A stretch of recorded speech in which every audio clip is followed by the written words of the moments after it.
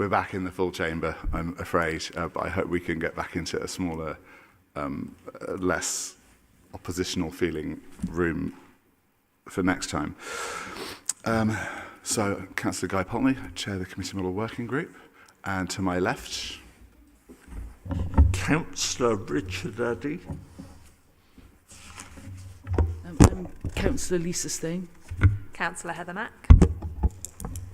Councillor Kai Dodd. Councillor Kaz Self. Councillor Andrew Brown. and officers supporting the committee to my right. Tim O'Gara, Director of Legal and Democratic Services. Lucy Fleming, Head of Democratic Engagement and Executive Support. Thank you ever so much. The eagle-eyed among you will have noticed that Councillor Breyer has stepped down from Committee Model Review Group, and we have Councillor Lisa Stone joining us. Welcome to Lisa. Beyond that, no apologies for absence as far as I'm aware. Do we have any declarations of interest? Shouldn't have thought. Fantastic. Minutes of the previous meeting. Any issues with the minutes of the previous meeting? Happy to pass? Fabulous, thank you very much. We'll move on to public forum.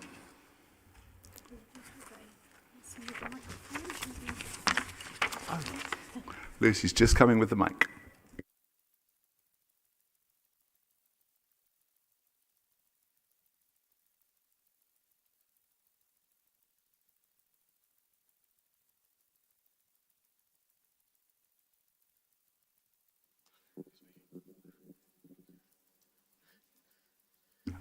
Thanks ever so much.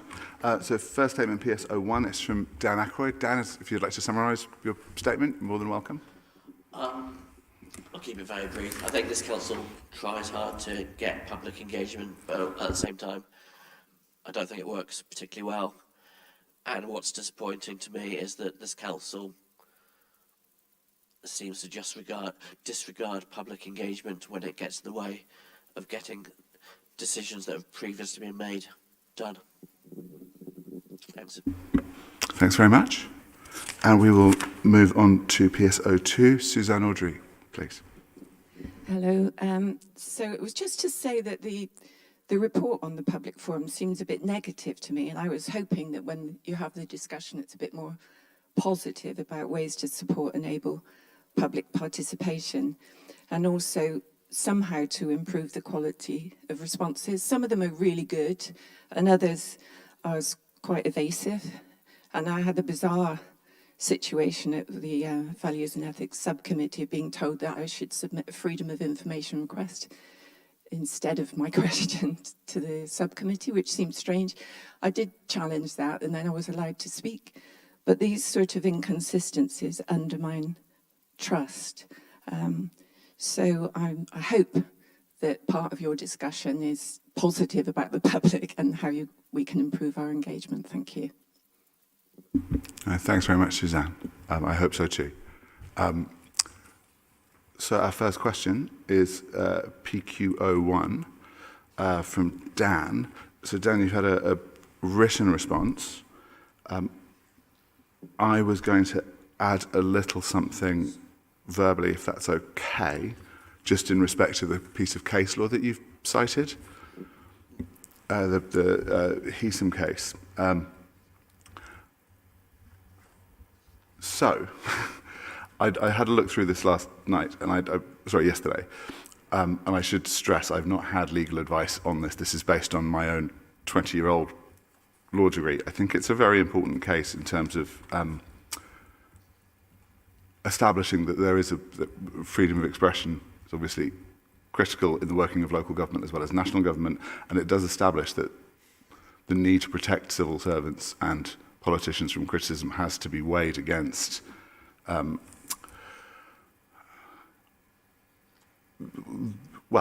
freedom of expression and the ability to openly discuss matters of public concern. What I would say is in this specific case, it concerned principally sanctions against an elected member for making statements that were held to be inappropriate under their code of conduct.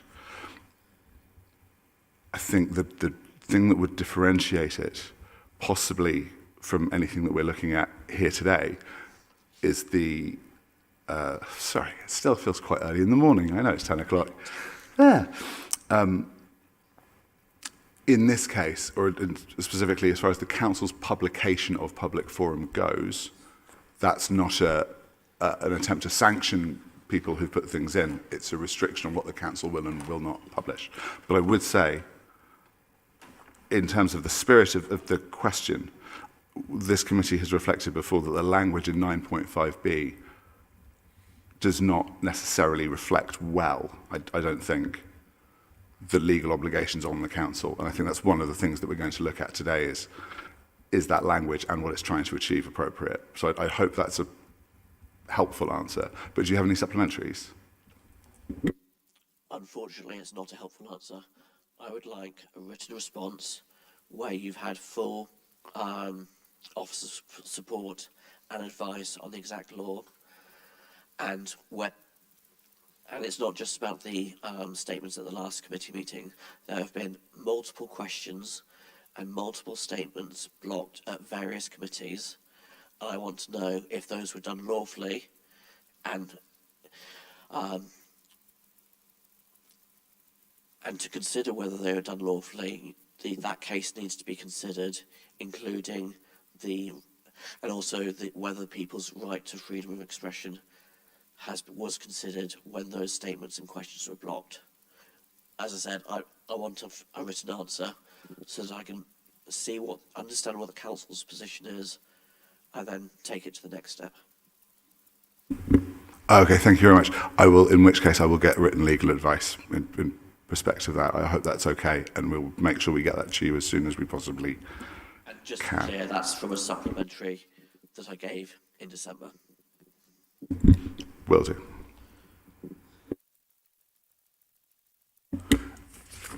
Second question.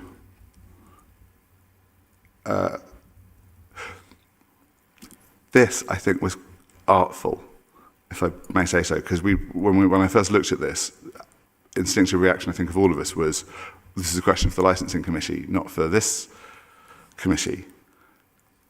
And my intention was, yesterday, when I first looked at it, to refer this to the licensing committee, which of course would do absolutely nothing, would it? And which I think is the point that you're making. In order to get this question to the right person, you'd need to submit it to at least 3 different committees, because those were the different committees that were looking at the report that went to the licensing committee.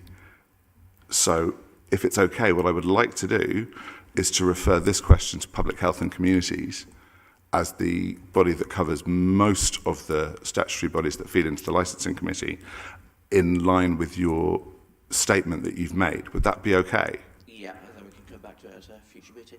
Yeah, and I will come along to that meeting just to see, because I'm really interested in how they address it.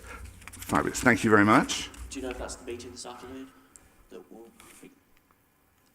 I don't, but I think as soon as it's referred across from here, that should just get it on the papers for the next meeting. So, questions 3, 4, and 5 from Suzanne. Obviously, Suzanne, you get 2 supplementary questions. Yes. Do you have any supplementary questions? I do find it difficult. I've only just seen these answers, so I don't know. Is there any way at all? I mean, I did put these questions in early. Could you just tell me the process for this? Are they looked at sort of half an hour before the meeting and somebody bashes out a response quickly, or how's it done? I will actually refer to one of the officers to provide an answer, and then I might elaborate on it. Thank you, Chair. So I believe the deadline for questions for this meeting was noon on Monday, or was it or was it Friday? Was it Monday, or was that for statements? In any event, they were looked at by officers on Monday, and draft responses prepared and shared with the Chair and Vice Chair on Monday for their review and final sign-off. And in practice, in keeping with other committees, we seek to publish them prior to the meeting, at least an hour before the meeting. That's the established procedure that we follow for all committees, Chair. So to elaborate, from the Chair's point of view, I see them for the first time in a meeting on Monday afternoon. They're verbally discussed and answers then drafted by officers that I can then amend, rewrite completely. That happened yesterday, I think. And then they're published as soon as... I think there is a real challenge in terms of the turnaround time between the deadline for questions and the publication of the answers, as it were. That's a very, very tight turnaround window. I was very, very keen to extend that time period. But I do appreciate that then it means that the deadline for people to put in questions gets ever closer to the publication date for the papers themselves. So in other words, you get even less time. I think this is one of the things that we're going to be discussing in quite a lot of detail today. And I hope that it's helpful in sort of illuminating the process, but we are very, very keen to make it easier for members of the public to ask questions and to get answers. And I cannot stress, I'm very motivated to make it easier for chairs to provide those answers as well, because it really is a very tight window. So sorry, Chair, I've just realised the deadline was 5 p.m. on Friday, and obviously the questions were looked at by officers first thing Monday morning. And I'm just going to preempt any future comment from Dan, who has asked that question before and has gotten a slightly different answer. So I'm just going to, we'll pick that up shortly. I hope that does something to answer your supplementary question. I think in one sense, what I'd like to say is the point is made. I think that's the conversation that we've got to have today. And I hope the conversation that we have today goes some way to answering those questions more fully, at least in terms of the commitment of members of the authority to being more open, more transparent, and more forthcoming with answers. How we best do that is what we're here to look at today. I hope that's helpful. Do you have any further supplementaries? I'll ask a quick one, but I just wanted to say that, I do appreciate how hard all the councillors here and all the officers here actually work. And I can see how tight those deadlines are. It just is quite difficult when you arrive here and you still don't know, you check at breakfast, I don't have a smartphone, and etc.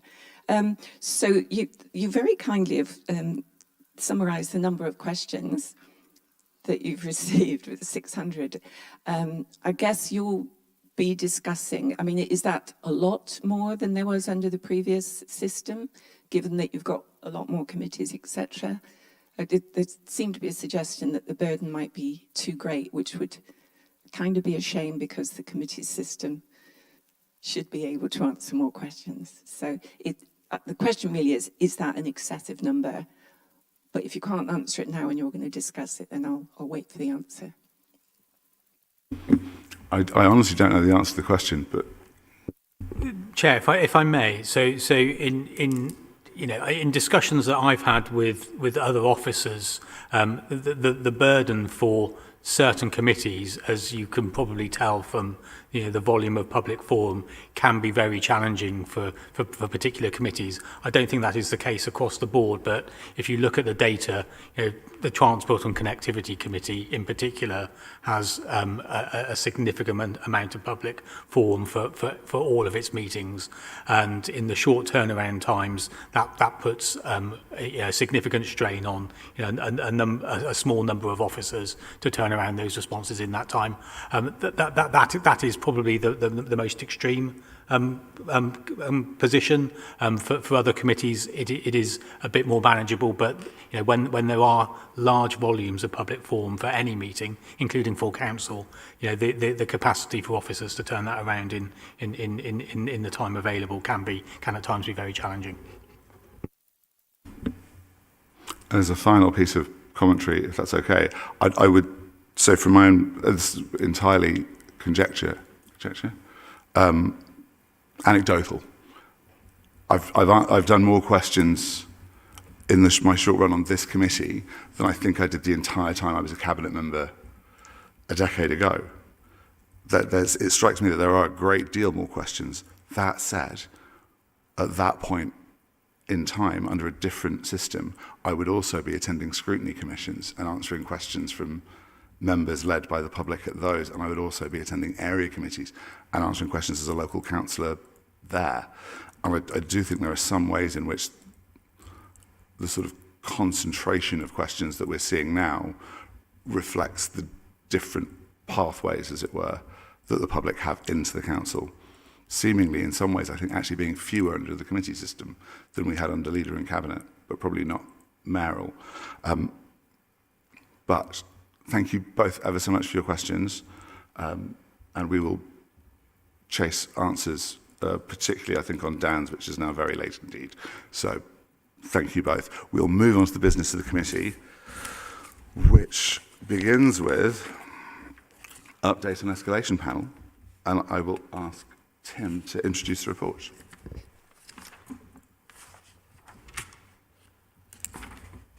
Yes, thank you, Chair. So the report on the escalation panel is playing back to the working group, the matters that were raised at the previous meeting at the end of February. There are only a few matters for clarification, but for completeness, I shall go through those briefly. So the first was just clarifying the purpose and function of the escalation panel, which is to review the process around decision making as in compliance with Article 14 in the Council's Constitution. And again, the grounds for escalation, which are linked to those principles which are derived from public law. And then some of the practicalities that were discussed last time around the threshold for escalation, whether that was the right number of signatories, which is currently at 10, and whether we should have more than one political group escalating a decision. And then for completeness, I've clarified the point that I made last time, that the review of the merits of the decision, whilst that is often what is discussed as part of an escalation, it's actually the process that's been followed rather than the merits of a decision that is the subject of the escalation. So really there's two practical matters that were left over from last time in terms of the number of councillors needed for an escalation and whether those councillors should be from more than one political group. Thanks, Chair. Thanks very much, Tim. I have hands from Lisa and Richard and Heather and Andrew. Okay, I'd just like to bring in, I think I'd like to mention the fact that having 10 members in the escalation panel can actually look quite confusing and confrontational. And I was wondering whether we could propose that there's 2 spokespeople from those 10 members are delegated to actually, take forward the questions from those 10 members. I think that was proposed before in a conversation, but I think it needs to be looked at. And I was wondering if we could have that conversation as well, add that onto the agenda. I'll make a note of that, if it's all right, and we'll come back and get soundings from the rest of the committee on that working group momentarily. I'll come to Richard. In my view, the fact in the first year of the committee's system, we've only had one escalation panel last autumn. Admittedly, it was from my policy committee. So I think that's a demonstration, though I think we needed to have greater clarity. Members needed to understand the issues more. And I think the Office of Report confirms that. I personally think that's actually a mark of the success that we haven't had multiple escalation requests. They haven't been, in my view, vexatious. So that's important. With regard to the number of councillors who could trigger this, personally, I think 10 is about right. That's a reasonable number. Won't be just triggered by a number of aggrieved ward members say. It does demonstrate a broad range of wills from members. With regard to the numbers, should it be from one party or other? I probably revised my view. When the previous working group met, I was minded to say 2 groups, but I understood Kai's comments. I think the recommendations we have should be as broad as possible and command support from all groups. So I would be happy leaving it as it is. So, it can be from one group. In any event, both Andrew's and my group are beneath the 10 members. So we'd have to, if we wanted to utilise it, we'd have to win over a number of non-Lib Dem or non-Tory members. Thank you very much, Richard. We will definitely come to a further discussion of the trigger point shortly. I just want to make sure that we've captured the initial wave. Councillor Mack. Yeah, I'm intrigued by that point that the recommendations from this group, all of them should be accepted by the whole group. I mean, we're a group of 7 people, and I don't think that, if we said that, we probably won't change anything, and we can't only change things if it's universal. So I don't really buy into that. So I did want to speak on the multiple parties being part of it. We're in a situation where I have only really seen one party regularly referring to themselves as the opposition, and Labour Group do have enough to call for an escalation panel without the other groups, whereas Lib Dems and Tories don't. So there's an interesting point there. So they have that power to do it, but the other groups don't have that power to do it. So I do strongly feel like multiple groups should be involved in calling the escalation panel. And the argument that I've heard against it was, well, therefore members might leave a group in order to call an escalation panel and then rejoin the group, which I think would be really entertaining if they did that. And I would be well up for seeing that happening, but I don't think it's a particularly strong argument against it. So I haven't heard particular reasons against having to have multiple groups, but I think that it makes it less... Remember, this is not about the political... that decision, it is about the process, and if there is something clearly wrong with the process, then multiple groups will see there's something wrong with the process. If a group disagree with the decision, that's not the purpose of an escalation panel. So I think that having multiple groups having to call for the escalation panel helps it focus on process and not the decision. Thank you. Councillor Brown. Yes, I mean, my position on this hasn't changed since before the system came in. I would still be in favour of having a requirement for the 10 members, which I think is probably about right, but to have multiple parties, multiple groups represented in that. Thank you, Councillor Brown. Councillor Dudd. Yeah, thank you. I was going to say I'm kind of happy with how it is at the moment. My only concern was obviously what, in the example we had, what people really wanted to talk about was whether it was the right or wrong decision to take, not whether it was done correctly or not. So, but I think there's other, I mean, in the debate last time, there's other avenues to take that kind of debate forward, I think, outside of an escalation panel. Yeah, 10 members, I think, is a fair number. I think Richard made the point about it not being too focused on one or two wards. Maybe there's an issue in a ward, and then people use this process to, have a second bite of the cherry on a certain issue. And on the issue of should more than one party need to call one, I think that, as I said in the previous meeting, I think that would be a tremendous attack on the Labour group in terms of our right as an opposition party to fully scrutinise the parties that are running the council at the moment. So, and of course we've got two parties below that threshold. So with the Tories and Lib Dems, but I guess elections have consequences, don't they? So if you had 10 members, then you could call that panel by within your own right, or maybe maybe we could lower the threshold if it then meant that the Lib Dems or the Tories could call an escalation panel within your own right. So I know it could be lower to 6 members, which again you could probably avoid the ward issue then being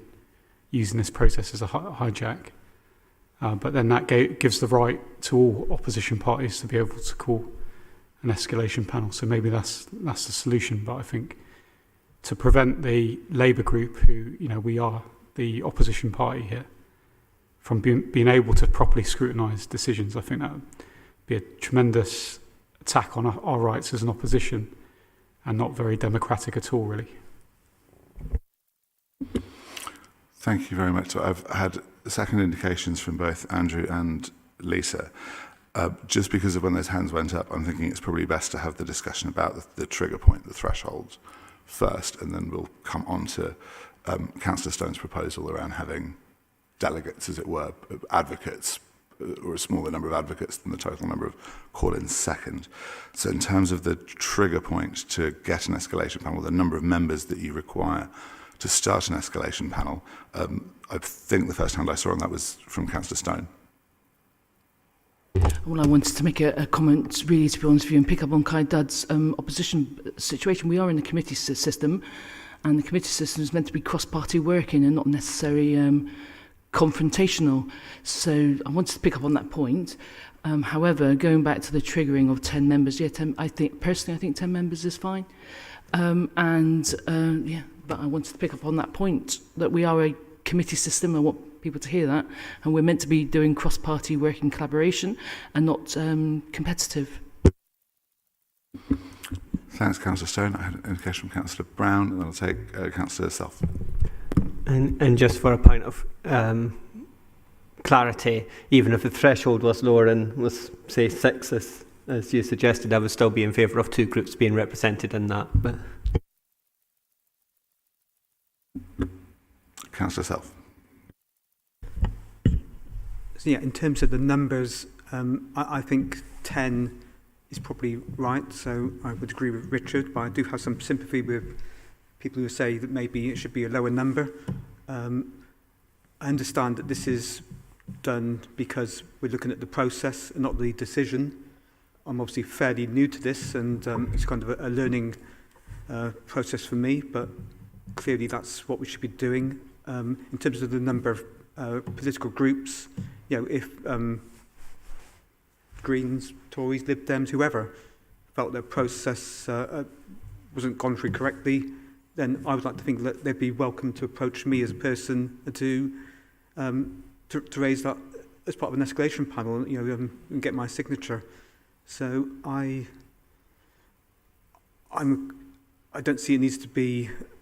It can be, but it can also, it can be a single group. The Labour group have the numbers for to get 10 people fairly easily. When we discuss it, was the other 2 parties haven't got those numbers, and that's where I'm sitting with this one at this point in time. Thank you very much. So that's all the speakers I had.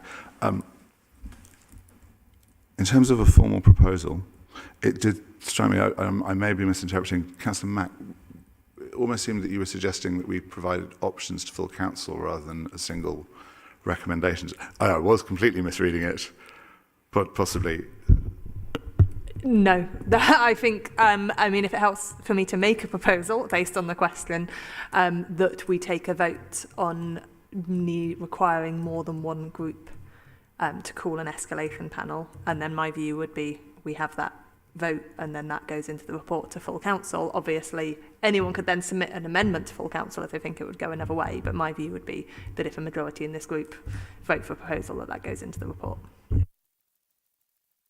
Okay, I will absolutely stress at this point that one of the key things underpinning this work programme, if you like, is that nothing is decided until everything is decided. I have to admit at this point, that means to be too controversial, I'll put it like this. Could I get an indication from members as to how they feel about the suggestion of 2 different thresholds, one from a single party and one from multiple parties? As in, with the idea of requiring, for example, just hypothetical numbers, to say 12 members from one party or 6 members from multiple parties?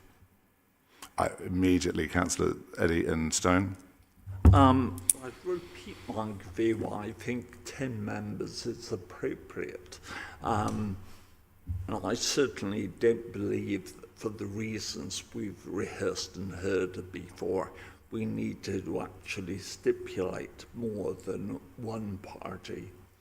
And frankly, I think Guy was being helpful, but I'm not sure for good governance in this city. I want to see the threshold reduced to 6. I mean, if frankly there are other members who share Lib Dems or Tory concerns, they will undoubtedly come over. So I still think having a threshold of 10 is appropriate. Okay, thank you. I can see, on the one hand, I can appreciate the argument that there is a risk that where you allow it to be a single party, particularly, well, any of the whipped parties on the council, there is a risk that a party can simply keep calling escalation panels because the numbers are not a problem. That said, it would be the case, I'm sure, that the officers would rule out of order any repetitious or frivolous calling of escalation panels on solely political grounds. They'd have to meet a threshold that said they were justifiable. They would be justifiable beyond the need for simply 10 members.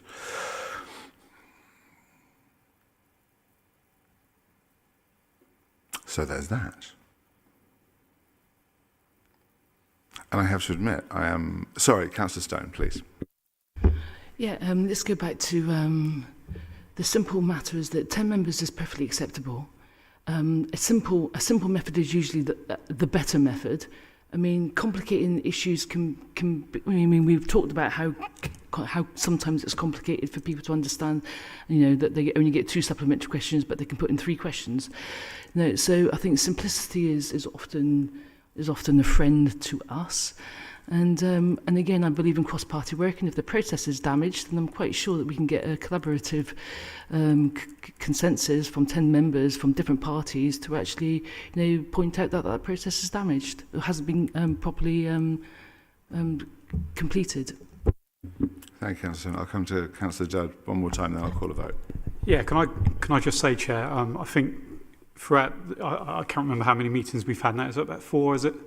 And we've kind of had that general principle that, you know, until we get to the end, we're discussing things and nothing's agreed until everything's agreed. I think this is the first meeting I've been in where somebody suggested that we vote on something to put a line in the sand. So I'm a little bit uncomfortable with that in terms of the process that we're all going through here, as well as the sort of the issue in front of us. No, apologies. And allow me to clarify, I will come to Councillor Mack next, but it's just to... Well, unless you would like to, please. That's not true. We have got to a point of conclusion on, in my view, incredibly few items, but there have been items when we have put up hands to agree. And my understanding was that this was a meeting where it was encouraged that proposals that were constitutional changes that are actually going to have to go through audit would start to be worked through. Because at the moment, we've had almost nothing. We have certainly put up our hands and agreed for things. This would be the recommendation that is being taken forward. There would then be a whole set of recommendations that this group would then vote on to go to audit and then go to full council. So I totally acknowledge this isn't the final. The whole set would be voted on as a final. But the way that we have been operating is we are making recommendations to be taken forwards, to keep being checked, but to be taken forwards. And we have certainly voted before. Thank you. I should say I concur with Councillor Mack's view, but which is not to undermine the point that was being made. We have put our hands up before to give officers a steer, to give an indication of where the position of the meeting is. However, no final decisions on those recommendations to full council will be made until all of them, as it were, are known. I know that there are proposals still awaiting, you know, the outcome of this meeting before it makes sense to put forward proposals, and the iterative nature of the committee, I'm afraid, with the body of work that it's taking on. For example, just as an illustration, I would feel very uncomfortable at this point saying it has to be from two different parties. I just would when it's our only mechanism for revisiting a decision.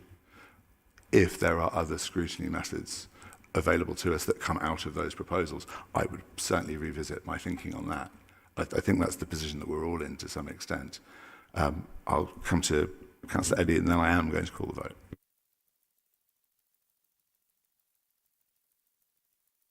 I wanted to respectfully disagree with you, Chairman, in your confidence that the officers can deal with, shall we say, questionable, frivolous, vexatious referrals. Looking at the previous calling system, at the end of the day, it was judgment of the panel whether they met the threshold or not. It wasn't for officers. To use one example, one of the grounds is that appropriate and significant consultation before decision making is carried out. Now, I don't think it's for officers to make that judgment. It is for the panel.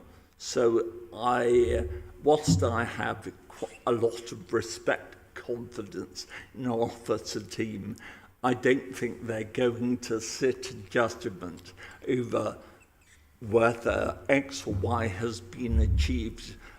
So I suspect we might actually have more of potential vexatious referrals. So I do think we need to be clear upon the grounds for that. Tim.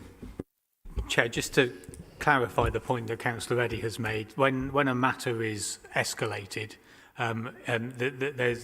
there's a form that's completed by the councillors escalating and the matter, and there are the different criteria that are set out in terms of Article 14, which are the principles of decision making, and the only requirement to escalate is that they've made out a case against at least one of those matters. There's no judgment by officers. It's just an administrative task to ensure that the escalation has been made, and then it goes to the relevant panels. So there's no further analysis, and then the role of officers is then to support the decision maker, ensuring that appropriate information has been provided to support the panel and in its deliberations.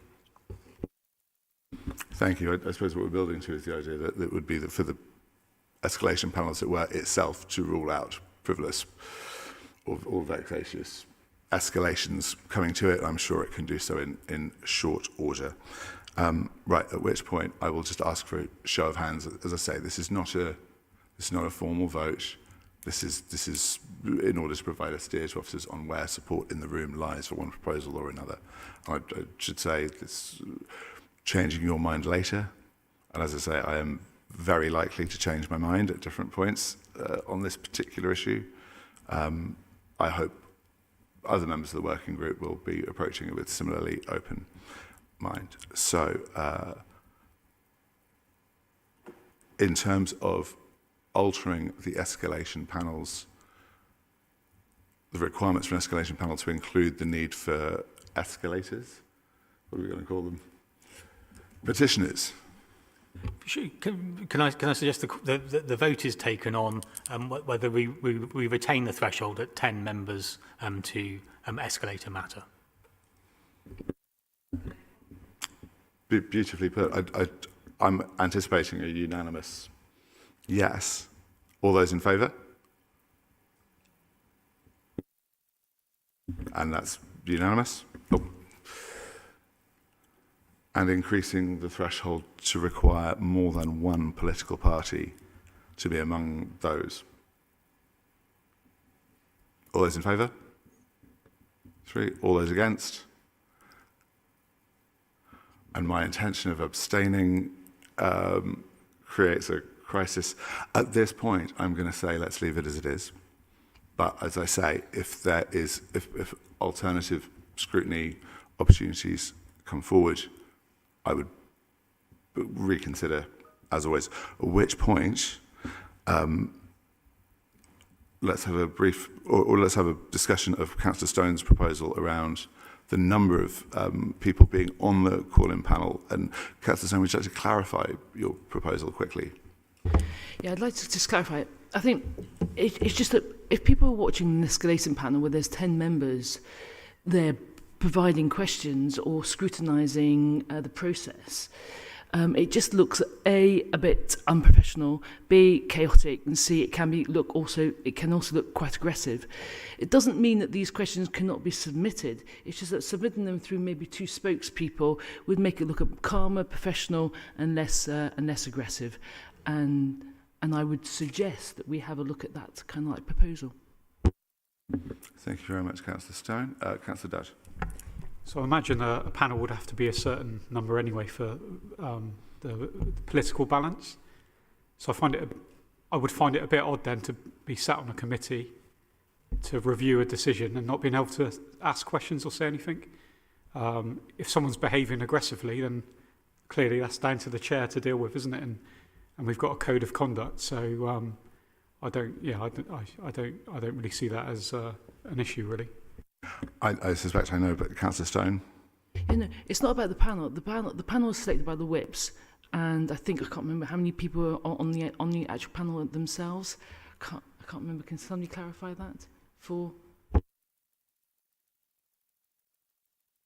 7 sounds right for proportionality reasons. So yeah, that stays the same. You know, the 7 people on the panel stays the same in the conversation, and but the 10 representatives to turn up, I think they kind of like all sat along there.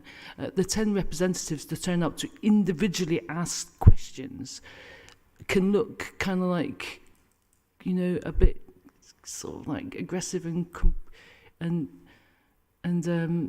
unprofessional. Whereas all I'm suggesting is that those 10 members can actually select from the petitioners 2 spokespeople to deliver those questions. So, you know, as we select a councillor to deliver questions on behalf of our representatives in our community. Thanks, Councillor Stone. I've got Councillor Self and then Councillor Reddy. Yes, so we've had one escalation panel so far, which to my mind sort of shows that things have been working reasonably well in the first year. But yeah, I was one of those people, one of those 10 on that escalation panel. And the reason I signed the piece of paper was because I thought there was an issue which needed to be discussed. And I think it's right that I can go to that meeting and raise those issues for transparency and openness. You're quite right, you know, if it's seen to be aggressive or intimidating, then the chair should pull up that particular person on that panel and maybe suggest to use a slightly different tone. That's fine, I understand that bit. So I'm kind of happy with the number of people that are coming onto the escalation panel on that side. I think I've got more of an issue with the people that would be on the panel itself, in that it's politically balanced, and there may be some people on that panel who perhaps aren't looking at the actual issue and maybe making some political judgment in the conclusion they come to. You know, an escalation panel is raised because of the issues in the paper here, and that's what the members of that panel need to be held to account on. So that's kind of my take on that one. Thanks, Councillor Self. Councillor Reddy. Didn't actually attend the autumn escalation panel, to be fair, but I very much assume, looking at the documentation, it follows the practice of the former call-in panel, and clearly on that basis one has a political balance panel which can pose questions to representative callers in or escalation nominees, of course. I don't see that's potentially confrontational. As others have said, the chair of the panel and the officers have an obligation to ensure it's fair according to the code of conduct. So I don't think we have a real issue here. Thanks, Councillor Eddy. I haven't got any more hands waiting. Councillor Stone, is there anything further you'd like to add? I would like to maybe come back to this point of how we can create a situation where it doesn't seem... we've only had one escalation panel, I must admit, which does show that either the process is working or everybody's too busy that they can't actually create enough petitioners to actually escalate when the process has gone wrong. I would just like to keep on reviewing this situation as we go through these discussions. Thanks, Councillor Stone. I was going to make a proposal, if you feel this covers it well. Because obviously if you've got 10 members, or it could be more, right? It could be 50 members called an escalation panel. If they all have speaking rights throughout the entire meeting, that could be quite challenging. What we could do is to have a format similar to a public forum in an ordinary meeting, where anyone who calls the escalation panel is entitled to make a statement or ask questions at the start of the meeting, but then you have they would have to nominate, say, no more than 3 spokespeople, who are able to ask questions and make statements throughout the meeting. I'm seeing nods, which makes me hopeful. Does that sound okay with everybody? Possibly not. Councillor Self? Yeah, I need to mull this one over. I think I've got a little bit of an issue with it in that I see the escalation panel as being an opportunity to discuss the process in as much detail as is needed. And I kind of understand where you're coming from to a certain extent, but I think as discussion goes on, quite often a member of the panel may find, one of the petitioners may find that they've sort of got something they want to contribute, and they shouldn't maybe be restricted to a certain number of questions or whatever. So I'm a bit open-minded on this one. Yeah. Thanks. Councillor Brown, Councillor Mack. I've never seen an escalation panel in action, so I'm going with what's in the appendix, which is obviously from the Constitution, where it says the members escalating the PAC decision present their case, explaining reasons for escalating the decision. Now, it strikes me that doesn't necessarily need all 10 members to say why they're supporting it. I don't know, how that was addressed in the previous meeting. And then it says members of the panel ask questions and seek clarification from the members escalating the decision. And that seems to me to be essential as well. And again, whether that needs all 10 members to be able to answer those questions or not, I'm relaxed about, to be honest. And I think, but I think at some point, I think what's been suggested in terms of this sort of bit at the commencement of proceedings for the opportunity for members presenting their case to make their case and to answer any questions, and then for things to move on to the panel discussion and the questioning of the chair or of the relevant committee and all those other steps outlined, seems to already do what you've just suggested, more or less. Councillor Mack. Yeah, I also didn't witness it, so I'm also going on what is written down, but I'm worried that we might be conflating the escalating members and the members of the escalation panel. So the escalating, and if we are concerned about the sort of hostility, the escalating members are those that have the concerns that they present their case at the beginning. So whether you sort of say that group could maybe have statements, but I mean, I would probably suggest if there's 10 or 15 escalating members, I presume that is time-bound, I would suggest if you were trying to make a really strong, coherent case, you would probably pick 2 or 3 of the 10 or 15 to present, so it's all lined up anyway, and that would just be I would suggest that would probably be a tactic if you're trying to make the case. And then the other side of it, and I was trying to work out if this is what Lisa was referring to, the members of the panel, so that's a cross-party membership of 10. Is that the group that you wanted to limit to? No. It was the escalators. Okay, the escalate. That's where Because I was say getting it's confused. 10, 15, 20. It could be all of them, and they're all here going. And So it's like- as long as that period, and I didn't witness it, so I wonder if it was more about the things that happened in that meeting. As long as that period, so the members escalating and the questions to the members escalating should be time bound, and I would imagine that whoever is bringing it would hopefully realise that having a small number making the sort of coherent argument is probably helpful. I don't think any constitutional changes are needed. I think that maybe it's just the timing in the meeting and it being well chaired. As before, nothing's decided till everything's decided. I think this is something that actually has a lot of merit. I've been in a lot of rooms or in a lot of situations where we had to have a spokesperson who would themselves be surrounded by half a dozen people frantically whispering every time something needed to be said, just to make sure that there was one clear voice articulating, in those cases, usually the case for the prosecution, case for the defence, or to articulate the evidence being presented to the relevant committee. Does anyone feel we need to take a vote on this? I think at this point I'm inclined to say, let's keep this in our back pocket as an option that we could bring out later.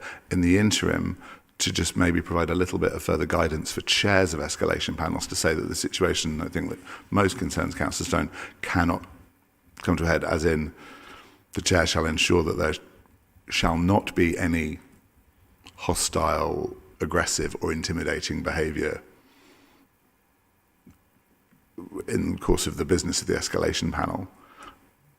But as I say, with this in our back pocket, if we need to provide a constitutional solution, then that option's there until our recommendations go to full council. Would that be okay? Is that generally acceptable to everyone? Fantastic.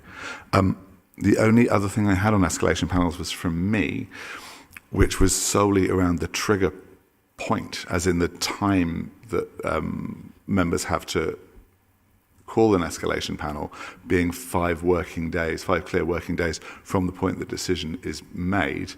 I would like to suggest that that should be from the point that the decision is published. I only say this because there was a late publication of a decision relatively recently that left members with less than 48 hours to call it in, taking the Constitution as written. If that would be okay with everyone, I would just like to propose that. If anyone wants to speak against it, absolutely, please do. Councillor Dudd? So can I get Tim's view on that? Yeah, sorry, I think you were going to come in. Thank you, Chair, if I may. So, in practice, it's 5 days from when the decision is published anyway. So I think there's just some tidying up of what is in our what is in our constitution. But the forms state that it's 5 clear days from the decision being published, and that's the principle that we work to. Great. It's just a case of tidying up the wording. Fantastic. Thanks very much, everybody. Tim, does that give you everything that you need in respect of escalation panels? Unless there's anything else, let's move on to... Apologies, lots of reports. Only one public forum arrangements report. Tim. Yes, thank you, Chair. So I'll just make a few introductory remarks on this. So obviously we have our public forum arrangements for full council and our committees, which are set out in the various rules of procedure. But in preparing this report, we reflected on certain things that might aid an initial conversation around things for the working group to consider as part of your deliberations. So for the first being the length of public forum, which is across all our meetings set at 30 minutes, and whether members feel that is the most appropriate time frame. Obviously, that's with the discretion of the chair to extend should they want to do so. The number of questions, which was increased as we moved to the committee system from 2 to 3. It was previously 2 under the cabinet arrangements. It's now 3 for policy committees. So again, that's something. Obviously, you've seen the data on that as well. the questions being prepared by officers and signed off by the chair, but that's an important way of the council working. The verbal answers to questions is provided in policy committees when we have supplementary questions, but as we talked about earlier, we do endeavour to get the written responses out at least an hour before the meetings. And then if there are follow-up questions, supplementaries, then we try to get written responses out within 10 working days. And then finally, the last thing is around the time allowed to present a statement. For full council meetings is currently set at 1 minute. However, for other meetings, there is no time restriction, so it's left to the chair to determine within the time available for public forum how long to allocate for statements. So really it's just some prompts there, Chair. There will inevitably be other things that the working group want to reflect upon, but we felt it important just to get a marker down in terms of some initial things for the working group to consider. Thank you. Thanks very much. Before we start the conversation on this, I would just really encourage members to be very, very clear if they're suggesting anything, whether they're suggesting something needs to be a constitutional requirement, or whether it's something they would suggest be done through custom and practice. Just in that I have found this an absolute minefield just performing in this role, and to be honest, have for some time in respect of full council and other committee chairs. It's very, very hard to know what we're required to do, not required to do, what is mandatory and what is simply as in terms of custom and practice, what's done that way because we've always done it that way, but actually there's no hard and fast rule. So, should we work our way through them one by one, or is there anything anyone particularly wants to come in on? Let's start with length of public. Oh, Councillor Dodd, sorry. Yeah, actually, in terms, can I just broadly say what I think the issues are? I think generally on policy committees, the timing for public forum is good. It's quite good. I guess that's because I'm on the environment committee, so they don't get many questions. So, from my point of view, the issue seems to be how we do it in full council, and obviously it's trying to get the balance right between. Obviously, we've got business to do as elected members on behalf of 480,000 people, the vast majority of whom don't turn up to the full council, and obviously respecting people that do turn up to make a contribution. So I think in terms of the time limit, we've probably got it about right. I think maybe you could probably add another 15 minutes or something like that. But I think giving people the chance to ask sort of 3 questions is far too much. So in a full council, there's a large number of people who've turned up to ask their question and they don't even get the chance to ask their question. So I think maybe we could say, you can ask 3 questions and you'll get a written response to 3 of them, but you can only ask 1 verbally. So you get more people who get a chance to ask their question. And then also I think the way we respond to questions is far too long-winded.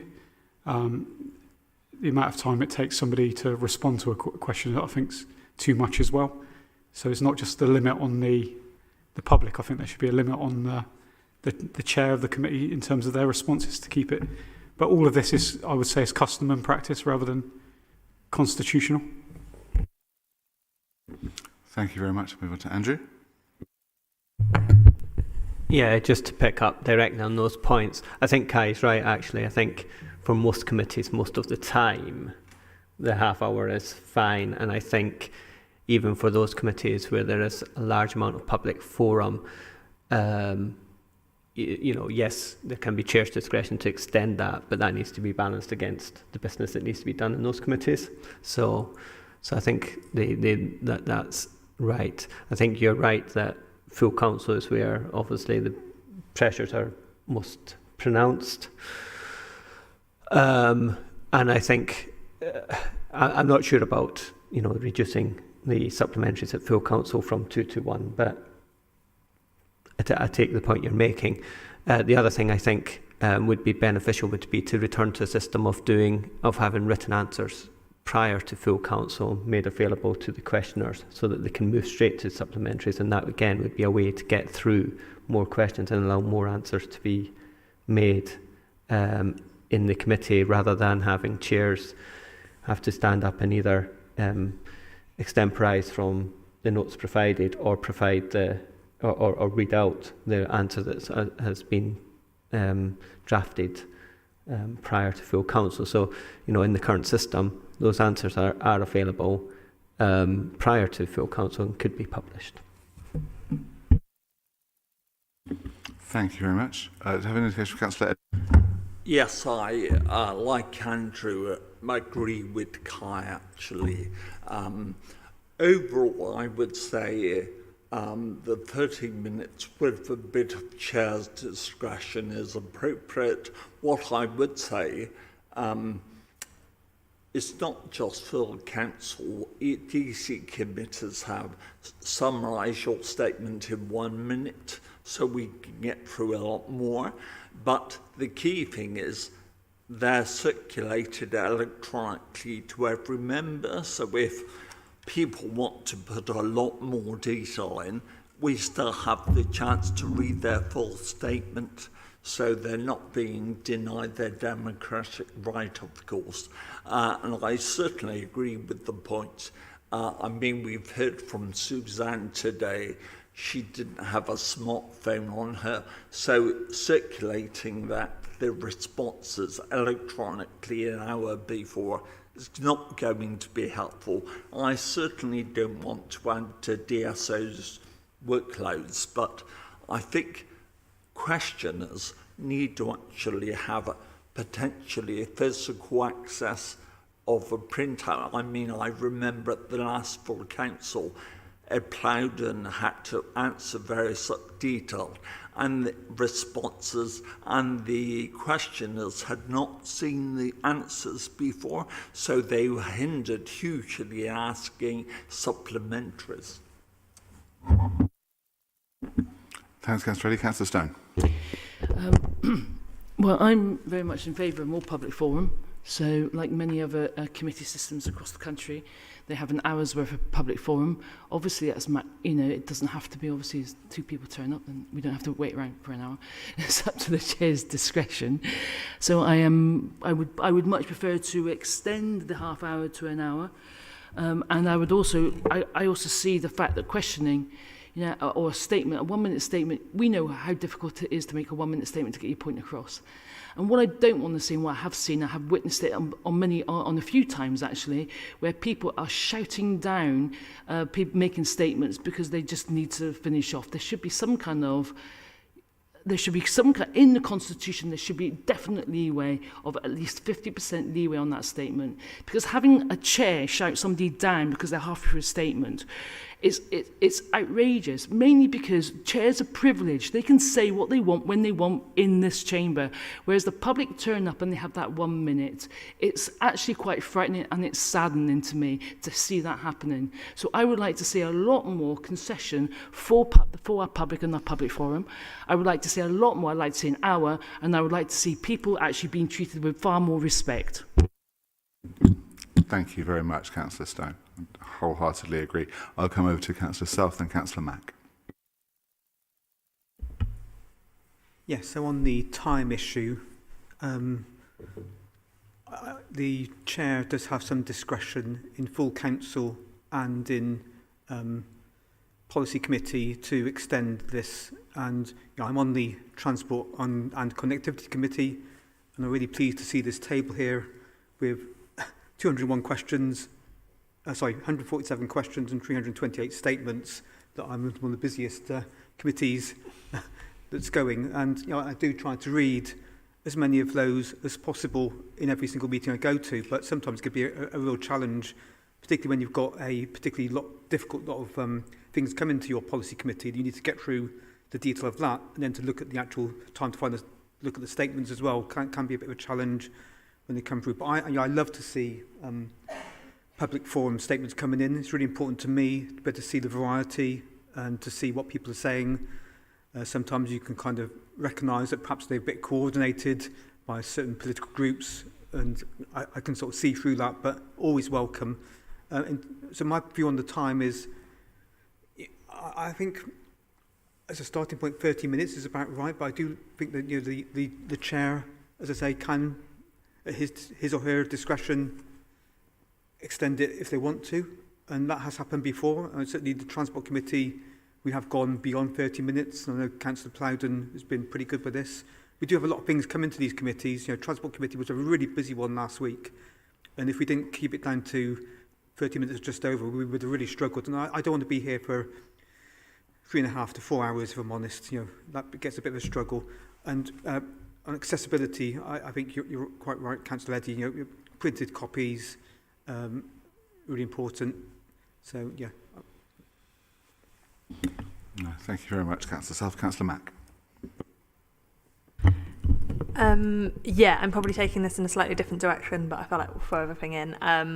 Mine is about something that I have raised and talked about before, as has Suzanne, which is questions being ruled out and the definitions for questions being ruled out. And I apologise because that's not in this report and I didn't mention it in the agenda paper. So I apologise I didn't flag that and raise it in advance. But we've previously had the questions might be ruled out for being defamatory, frivolous or offensive. And I think I've raised before my dislike of the word frivolous. I think it's really, really difficult that frivolous has a very different definition for different people, and I actually also think that there can be a class element to it, that what are people responsible for, what are people's issues at the time, depending on your role and your levels of responsibility, other people's serious problems could appear frivolous to you. So, but I don't know where that's. I don't know whether that is something that needs to be officially changed to remove, or where that is stated. I know it has been used, but I'd prefer that it stopped being used. No, thank you, Councillor Mack. Apologies, I should have flagged as well. I was planning on coming to that under C, under 3C, but that is very much an issue I think we need to talk about. In terms of length of public forum and public participation, and anything else I want to come back to, is there general support for the idea that written questions should be provided in advance, be it full council or in terms of general principle, recognising there's a resource issue there that also has to be overcome? But is there generally consensus around that? I feel like there is. I'm seeing lots of nods. Fantastic.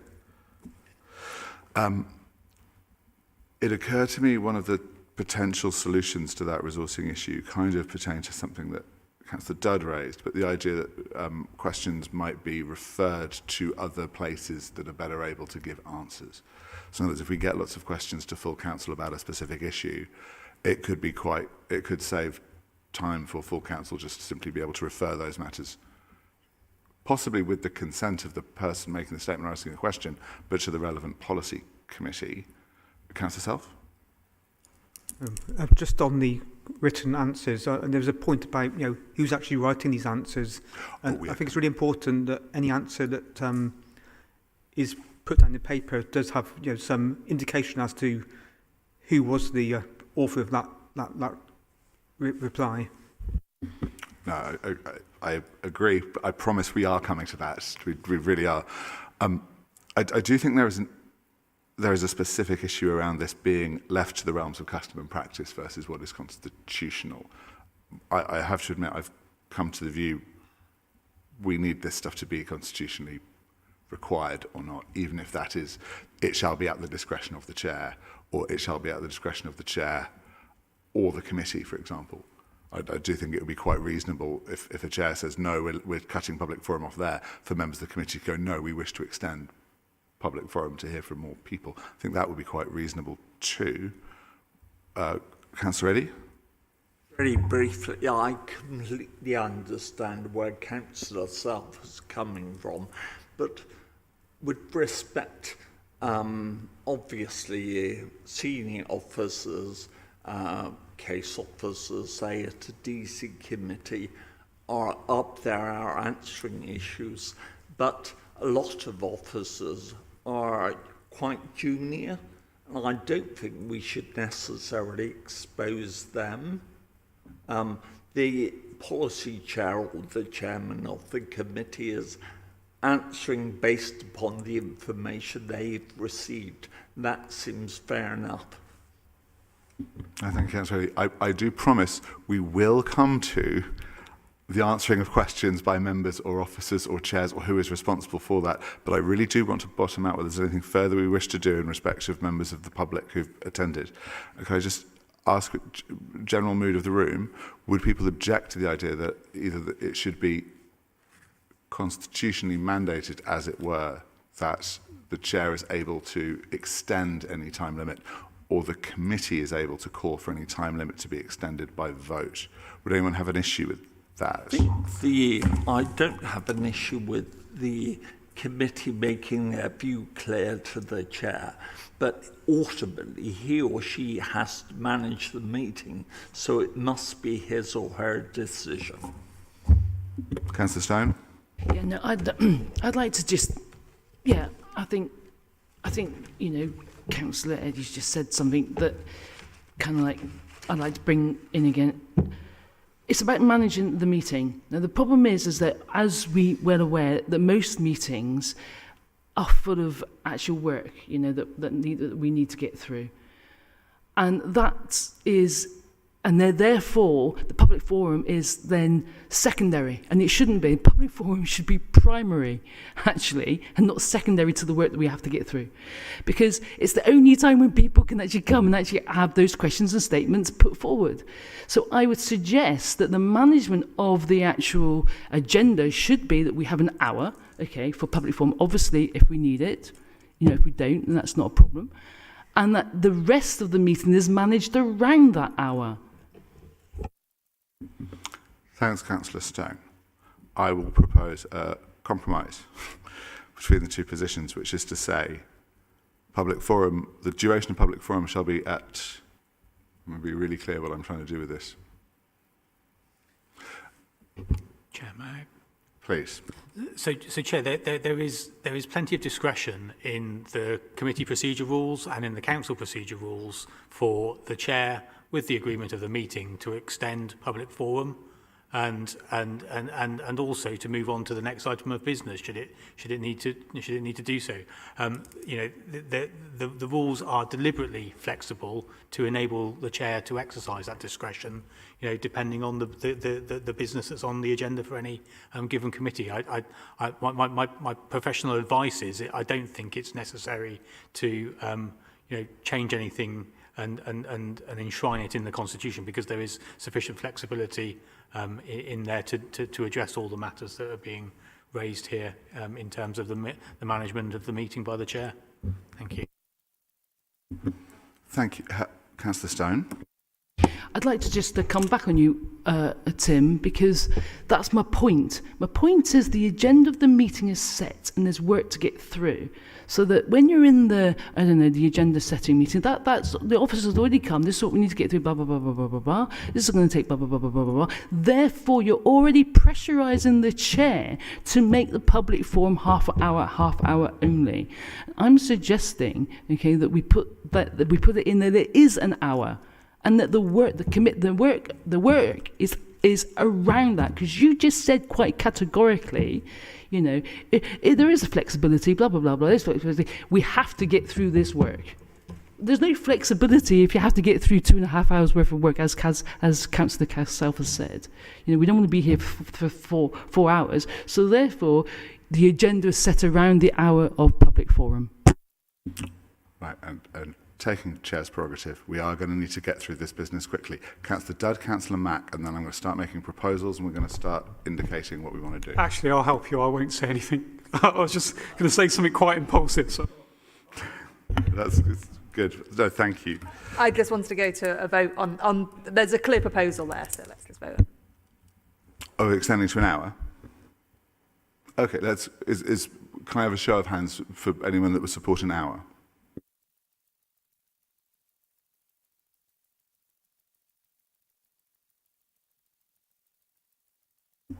I will, if I may, compromise proposal would be to say, to maintain the rules around public forum as they are, but ensuring that the rules around public forum do reflect what's just been said. I was literally just flicking through the Constitution and found that for area committees, for example, public forum petitions, statements and questions, maximum time of 30 minutes is what it says in the Constitution, not chair's discretion, not at a vote of maximum time of 30 minutes. And this is why I say I think public forums should be there, and we should make clear to the public through guidance that the chair may limit the time for public forum where there is lots of it, but to no less than 30 minutes. Would that be okay with everybody? As in, you say that we'll go through public forum until it's all heard, unless there's so much of it, in which case the chair is allowed to limit it.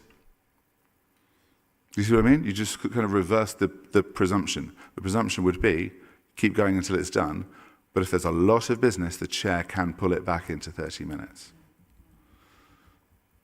Doesn't go far enough? No, I don't agree, because all that says is that if loads of people want to speak, of which they have the privilege to do, and we allow them to do, it means that 50 people turn up to speak, but because the chair sees that, can then just limit it and cut them off from speaking. No, it should be either. First of all, that needs to be changed. It shouldn't be a maximum of 30 minutes. It should be, if we're going to have at the chair's discretion, then allow it to be the chair's discretion. But the chair's discretion should be, there's a lot of public forum here. Let's take it up to an hour. Councillor Eddy, then Councillor Judge. I think we're in danger of missing the point. We want Bristolians to express their views, but actually there's nothing more frustrating for people, and I attended a public meeting on Monday where people were asking questions and they weren't necessarily being answered.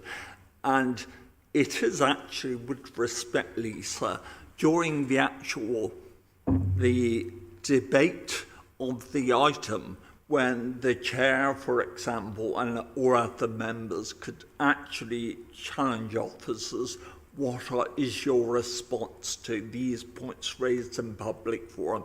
So it's important that we don't actually squeeze out the real decision-making time by public forum. I mean, as I've said, although your proposal, Chairman, allowing for a maximum or with chair's discretion of 30 minutes may be enough. If they keep it summarised to a minute verbally, but they can put whatever in as their written statement, which we will read, that seems fair. Do you think Councillor Eddy's point around everyone gets the opportunity to put in the written questions, the written statements, and receive written responses? Now we've decided. Councillor Judge. Yeah, I think you're right. We need to kind of move on, really, don't we? But I think we really need to get the balance right. We're here to conduct business for 480,000 people, and the fact that we get a good number of people in the public gallery is not the same. That's not the same level of responsibility we've got to the people that don't turn up. And I think at the moment the balance is right. To get the contribution from people that are willing to come along and give their contribution, and our duty to conduct business on behalf of the city. I think we've got the balance right, and I'd be very worried if we flip that balance, so we're focused on the people that do turn up to meetings rather than the vast majority that don't.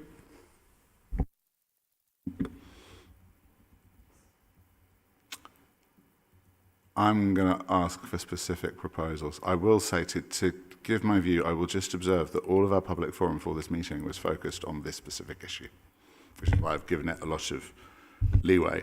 I will also say that on both occasions that I have had cause to make public forum since May, I have never had the opportunity to speak or to speak to my statement to a policy committee, because public forum has been so overwhelming. It has been entirely at the chair's discretion, and I've not been called to speak either time. On one occasion where I was the only speaker on an issue, and I do worry that leaving it all at the chair's discretion gives the chair the opportunity to both provide quite long-winded answers and to take public forum as they see fit. In other words, it would be within the chair's power to exclude questions or statements that they don't wish to be heard publicly. They can't remove the written statements and the written questions, but they can use that time in such a way that some issues just cannot be raised within the meeting. And I do think it's, whilst I appreciate the sentiment that there is a whole city out there and not many people come to these, my bigger concern than the 30 minutes is with the 1 minute and the time limits that are imposed on individual speakers. And we'll come to that next. Do we have any proposals on time extensions or further restrictions? Councillor Mack?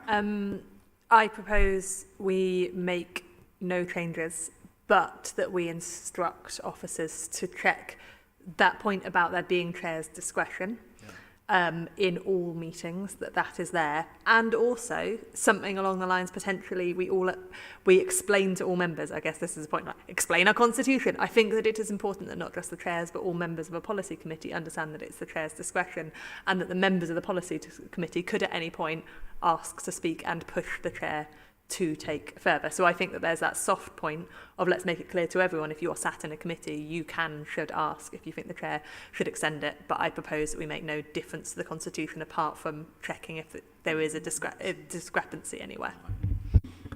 I feel like I could support that. I'm seeing nods from around the room. I am just saying, Councillor Mack, would you be agreeable to the idea of, in terms of that checking, that to include and simply rewrite anywhere where we do find anything that is formally prescribed and set in terms of a time limit or a word limit, to make absolutely clear that that is at the chair's discretion rather than a hard and fast rule? Excellent.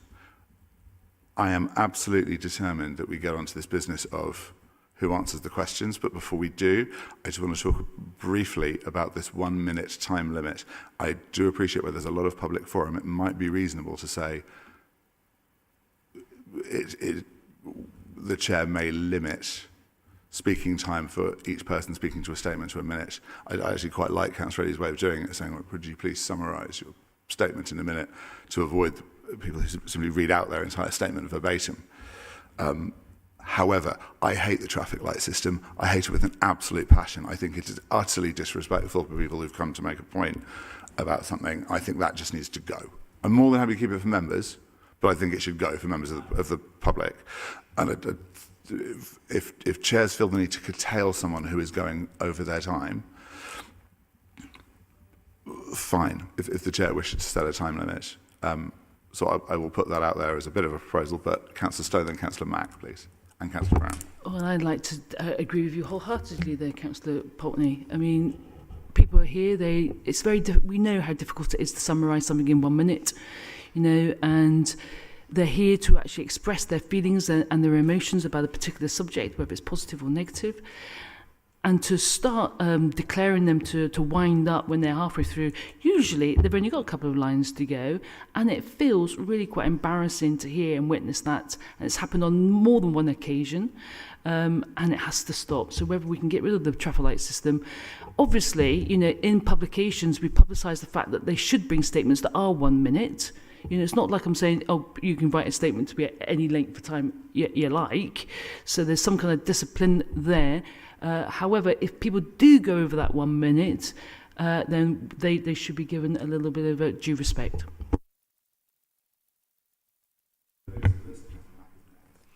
I think the traffic light system gives an opportunity to see how you're getting on without someone interrupting you. And personally, I find that clear. I think it's explained nicely. I think that the public can see it and hear and understand that that's what's going to be there, and it's far less disruptive than someone talking over you. I think that the chair should show respect and generally goes red.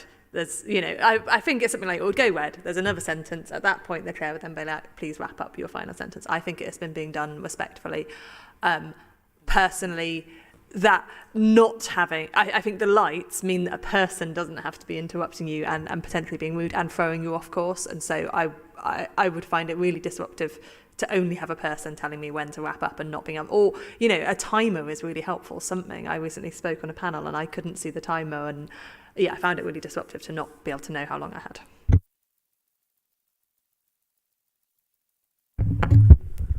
I think there's maybe a couple of things here. I mean, I don't think the lights are used other than full council and maybe planning committees anyway. They're certainly not used in my committees. It's just the ones I'm on. Interesting. And my practice has been so far, you'll see from the stats that Economy and Schools hasn't necessarily had the biggest number of statements, but Harbour Committee gets a lot of statements, and there have been occasions probably been quite close to the 30-minute time limit. And my practice has been to ask people to briefly summarise the statements on the basis that people will have seen their statements already. And I try not to interrupt, and I try to give some leeway unless someone's clearly not getting to a point or not coming to an end. And I think that's, but that's a challenge. And it comes back, I think, to what Councillor Dudd was saying earlier. I think the real pressures are in full council, where, that public forum section and the whole meeting needs to be managed within the timeframes available. And in order to give people opportunity to give as many people opportunities to speak as possible, you need to then potentially limit the time available to any one individual. And I think that's where, where we maybe need to, where the 1 minute rule maybe needs to be applied, but probably not in other fora. Apart from maybe planning, I appreciate that planning gets a lot of statements as well quite often. Councillor Eddy, then Councillor Self. As Kai said before, I think we're in danger of actually combining or raising custom practice issues rather than constitutional issues. I believe it's for an individual chairman to decide what works best for them and their committee. I mean, on DC, I found the traffic light system not helpful, so I never used it, and just hopefully, politely said, "You're coming to the end, or can you wrap up, please?" I would make the point also, I mean, I know for a member of the public it's a chance to have their say in public, of course, but certainly in DC, where often you can have competing pro and anti views, of course, it was made very difficult if people not only sought to actually catcall if they disagree, which one stopped, of course, but actually loudly applaud speakers. I had to say that we've only got 30 minutes, so by actually doing that, you're stopping someone else from speaking. I think it's important to raise that issue. Thank you, Councillor Eddy, Councillor Self, and Councillor Stone. Yeah, I have a lot of sympathy for all the views that have been expressed so far. I'm really keen to sort of hear from members of the public, and I've been in public gallery before now. The 1 minute, if you're not used to it, if you come to do your first ever statement, it can be really intimidating, and you kind of know you're up against it, and then you see the traffic lights going amber, you think, oh, still got another paragraph to go, not just in public forum, but also in full council, of course. So I've got some sympathy for the traffic light system, but I kind of also agree with Heather in terms that there is that kind of time constraint. But for me, the issue is that sometimes in council we have some sort of common themes coming up in policy committees and full council, and we see people coming along and talking about those. But then we get something new that's come up in the city. An example might be the Eastern Sports Centre just recently, where women, the netball team, were getting excluded. I was looking, really wanted to sort of hear from these new issues, and because the way the public forum was going, I was kind of worried that will get off the end of the agenda. So I think the issue is, for me, is about making sure we hear from a range of subjects in public forum, and not just the old familiars that we hear about quite often. Fair enough. Thank you, Councillor Self. Right. I have Councillor Stone, and then I'm going to start asking for proposals, suggestions. Yeah, I'm just going to, again, I'd just like to remind people that all the arguments that we've just said here is an argument for extending the half hour to an hour, first of all, because we've all said there's never enough time, we've got to wrap it up. It's always like people are being put under pressure continuously, and it's just not the play. You know, people should be welcome in this environment, and they should be able to deliver what they need to deliver in adequate time. And I know that the adequate time is 1 minute, but if it takes a few more seconds or even 30 seconds extra, does it really matter if we extended the whole public forum to an hour? Therefore, you know, we need to. What I'm suggesting is that we just need to make sure that we don't shout people down when they're halfway through ending in their statement. I concur. I thoroughly concur.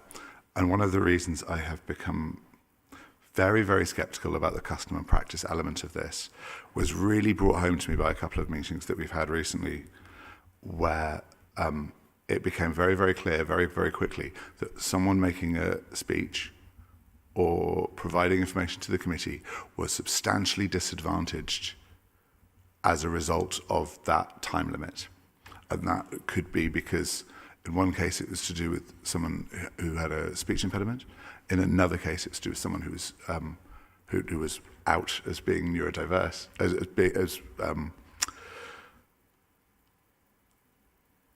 being neurodiverse?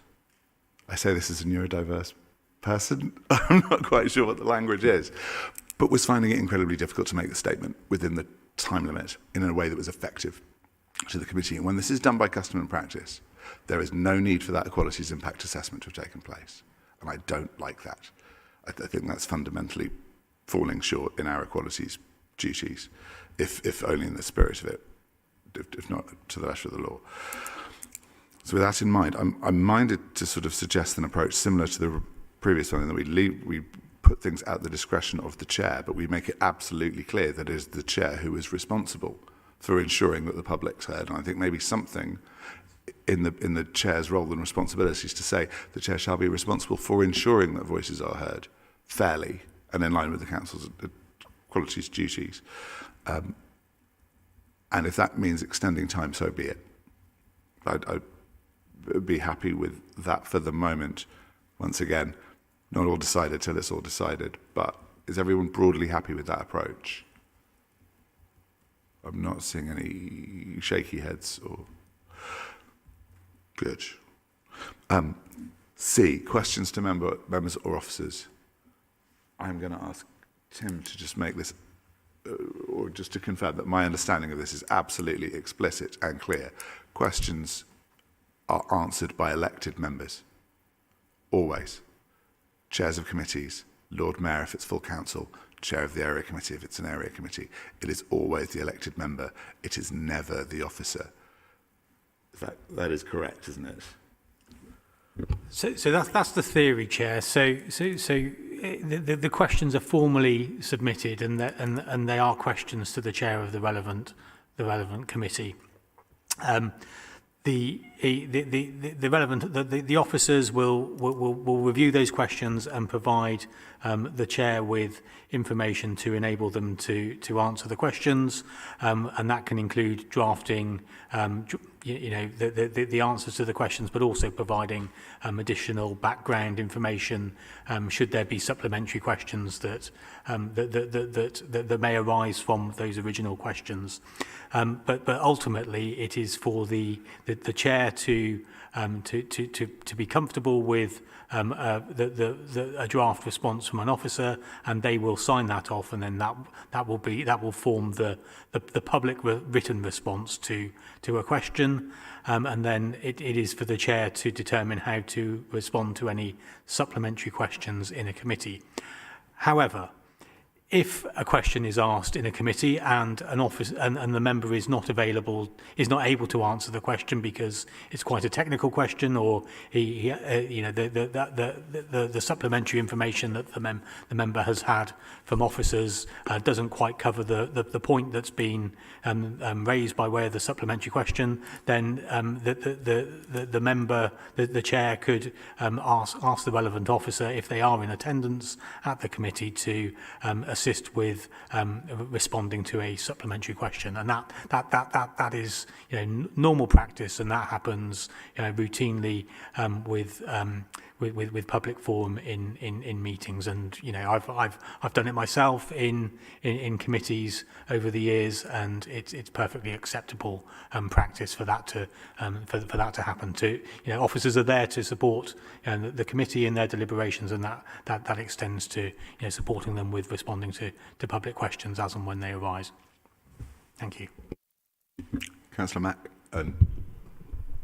Yeah, I was just going to comment from my perspective of working quite closely alongside the chairs, and I guess a bit of an explanation about this. I'm looking through the list of the number of questions for the different committees, and obviously it varies massively from one question to adult social care to 147 transport and connectivity.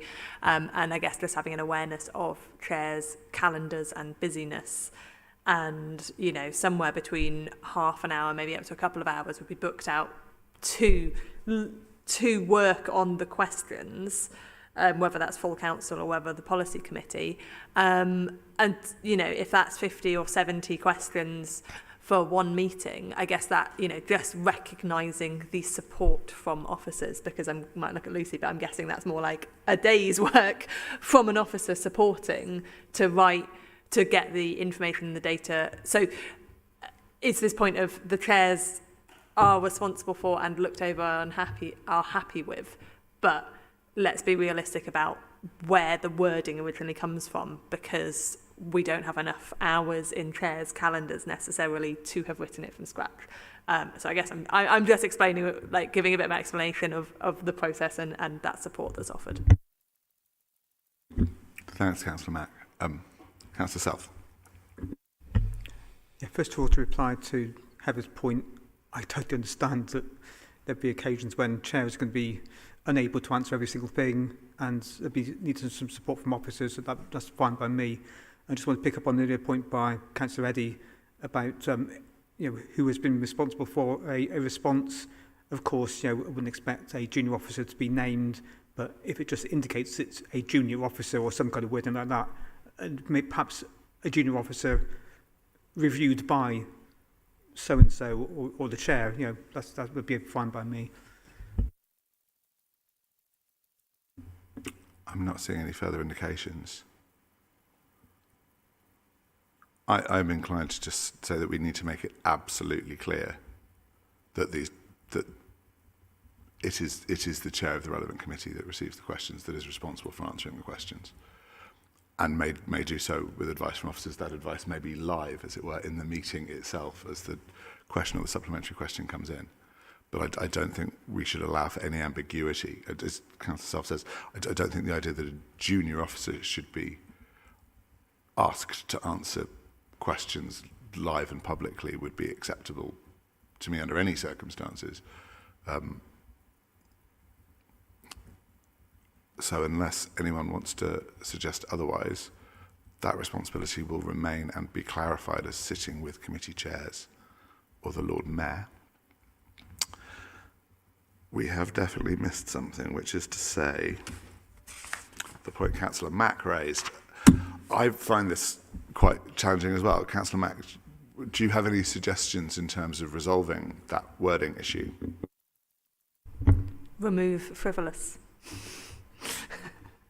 I think that defamatory and offensive, I think there is a good justification and explanation. We had quite an upsetting period, certainly upsetting for a lot of my colleagues, with a lot of questions and offensive statements around gender. So I think there is a protection for everyone in the room, and the point about we are actively publishing something. So if we are publishing something that we believe to be offensive, I think that I can understand a clear explanation, but as is very clear, chairs own that decision as to whether something is published or not published and answered or not answered. But I can't really see much justification for frivolous. If we really believe a subject is frivolous, potentially we don't spend that long answering the subject. Hopefully it will have a quick answer, but I think it's a disrespectful and offensive in itself judgment to make. Thank you, Councillor Mack. Councillor Dudd, Councillor Brown. So Tim, is there like a legal definition of frivolous?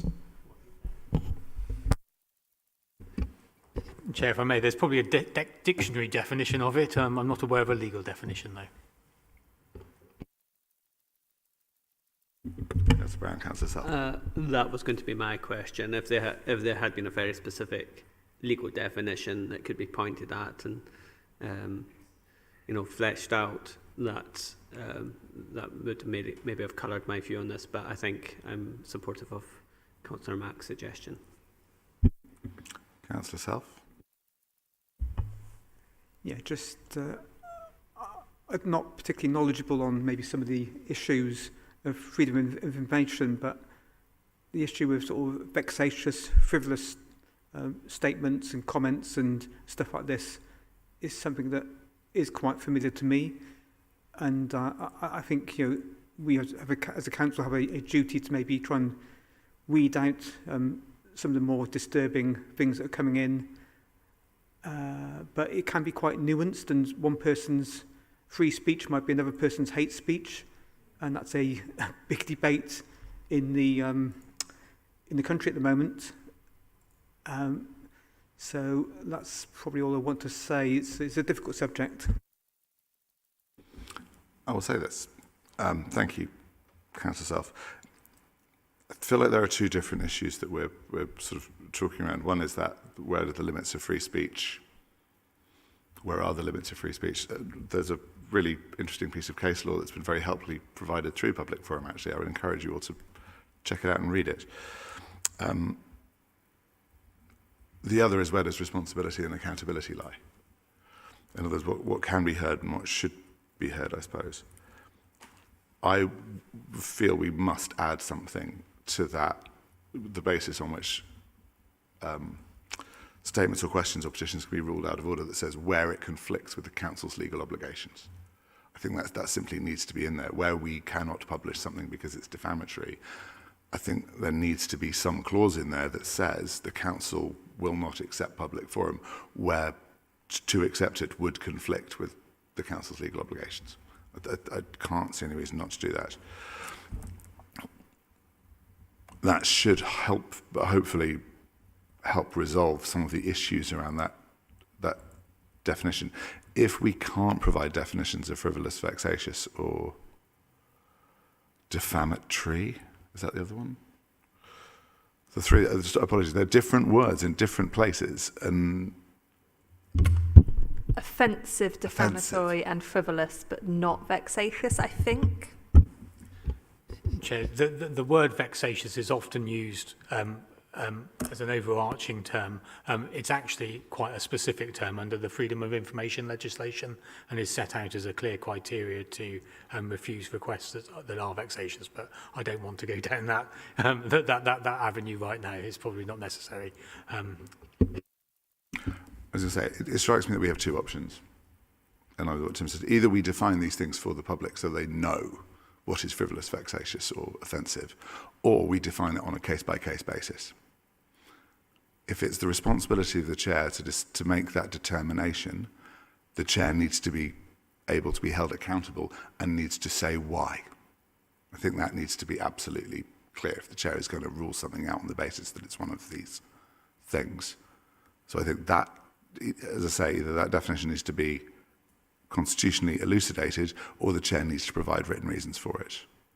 Councillor Eddy, then Councillor Mack.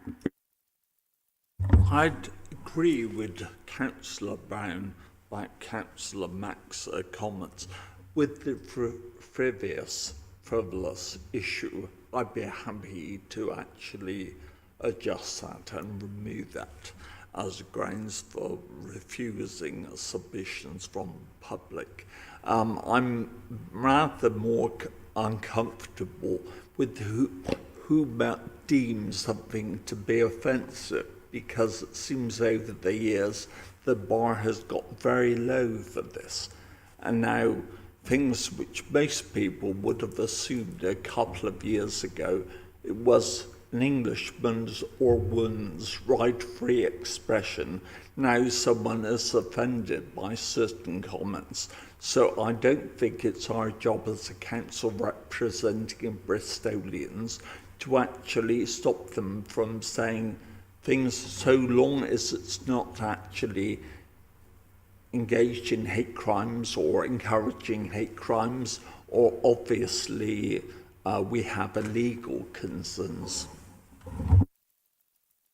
Thanks, Councillor Eddy. Councillor Mack next. I think I've changed what I was about to say about 4 times in the last couple of minutes. So there's a proposal that the explanation would be where it's in line with our legal responsibilities. And I think that if you were saying offensive or defamatory, and you were saying we can't do this because it would be illegal, because then that would, I imagine, define it, because you would probably point to precedent of a statement like this was found. There is precedent that has been problematic. And so that is that feels like the defined option that you would actually be able to point at. There's a precedent that if you make such a comment on gender, I'm going to stick on that because I think it has been one of the subjects that has been controversial in terms of whether it would be allowed or not allowed. But then the other side of that is if you left it with the chair, then actually there would then be a political view, and I think I'm reflecting therefore on what Eddie said of what is offensive, that would not necessarily be backed up with the legality. And I was leaning towards it being the responsibility of the chair, but I can also understand that if we wanted to be clear to the public, so I guess I would feel more comfortable with it being the responsibility of the chair. I think we would be better protecting in terms of not allowing certain speech, but also if we want to be clear to the public, I think the definition of something that would be legally problematic gives a clear definition to the public versus it's someone's discretion. So there feels like 2 conflicting priorities there, which I have not concluded in what I've just said. Thank you, Councillor Mack. Apologies. The delay there wasn't from my not listening. It was frantically writing down so that we can have a proposal quick, smart. I'll come to councillors. Oh, apologies. Councillor Stone was next, I think. Unless there's anyone else. Councillor Stone. Mine's just a quick point to pick up on this subject. It feels to me that there has to be some clear boundaries, because even one person 1 minute can feel something is offensive one day and then not offensive the next, because our emotions and the way that we deal with life does actually change and has challenges. So we need these clear boundaries to what is offensive, what is the overarching, what is vexatious. I wouldn't like to leave it to the discretion of the chair, because like I've just said, 1 minute the chair might feel that's offensive, and then the next minute they might feel that it's not. Therefore, there's no fair or clarity. Thanks, Councillor Stone. No, I have to admit again, no behaviour to cite to suggest this behaviour is ongoing, but I do think there's a potential for a chair to say, I find any criticism of me offensive, and therefore it's all ruled out of order. Equally, I do think it puts, respectfully, I do think it puts our advisors in a very, very difficult position in some cases of having to tell a chair, you really shouldn't accept this, it potentially defames a member of staff. Or you must hear this, councillor, even though it will be uncomfortable for members of the committee, because there isn't a legitimate legal basis to rule it out. And it also, I think, creates a tension for those members of staff. In other words, I'll use an example of a previous legal officer, but who would Stephen McNamara have gone to for advice if accusations were levelled against him as, for example, the returning officer from the council? Do you know what I mean? That there's a potential overlap there. And what is our obligation to staff when they're advising us? I'll come to Councillor Dudd, and then proposals will be forthcoming. Oh, I'll come to Tim first, then Councillor Dudd. Yes, thank you, Chair. I just wanted to make a couple of points. So the role of the chair is to they may reject a question, statement, or petition in consultation with the proper officer, which will be myself or one of my colleagues in legal and democratic services. And there's three bases for that. One is when it's a matter for which the committee doesn't have a responsibility. So, the member of the public would be advised that, no, your question isn't for public health and communities. It should be for adult social care or something like that. Then you've got the second criteria, which is the defamatory, frivolous, or offensive, which we've been talking about, and then the third, and this comes on to the point that was being raised around the legal obligation, is where the question, statement, or petition requires the disclosure of confidential or exempt information. So that covers off the legal points, and there will be times when a statement or a question alludes to personal information, legal disputes, and things that are subject of legal professional privilege or commercially sensitive matters, and those are legitimate grounds to reject a question, statement, or petition. But what is also done when a question is rejected following consultation with the chair is that the member of the public will be advised of that, and they will be advised of the reasons for rejection. So there is a wider framework around the rejection of questions, statements, and petitions, which is not just about them being defamatory, frivolous, or offensive. It is those other categories as well. And I think personally that the legal obligation point that was being discussed is adequately covered by the ability to reject a question if it discloses confidential or exempt information, because that is directly linked to the wider arrangements that we have around access to information, and those are established criteria that we have in our access to information procedure rules. So anything that fell within the exemptions in that part of our constitution would bite on this part of the constitution too, and therefore would be rejected in consultation with the chair for the same reasons that we would not publish exempt information in the public domain. I hope that's helpful, Chair. No, thank you. That covers the legal aspect of it. Thank you. Councillor Dudge. Yeah, I was going to say, I don't think we've got too much of a problem here, to be honest with you. So I'm not really aware of a question or a statement being ruled out for no good reason. There's always a good legal reason, or so I'll give an example on the HR committee. So, an example, we had a question that criticised a member of staff to the HR committee, and I ruled it out of order because that wasn't the appropriate place for it to come. If there's other complaint processes that we've got that could have dealt with that particular issue.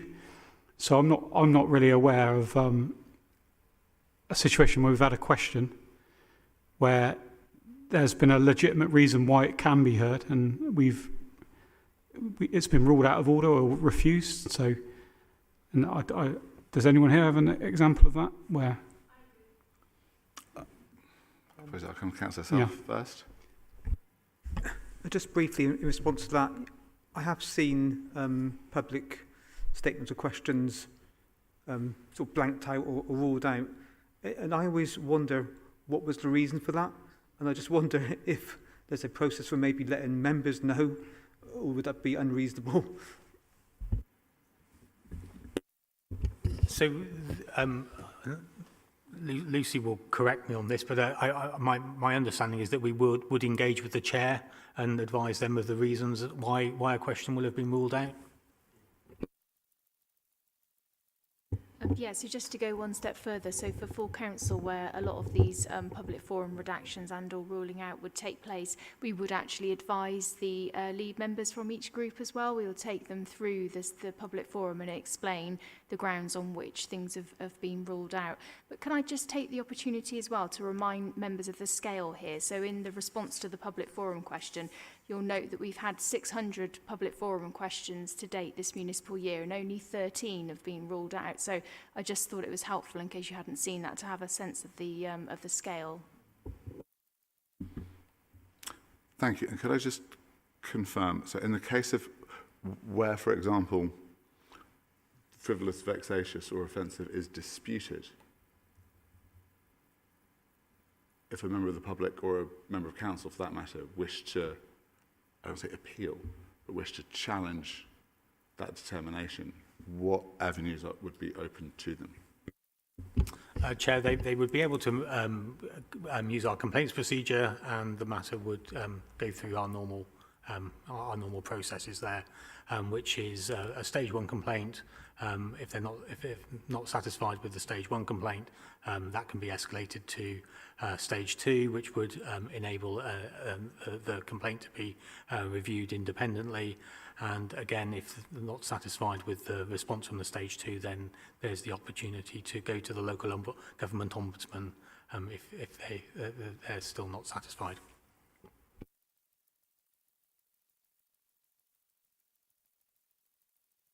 I'm going to ask for some clarification here, but sorry.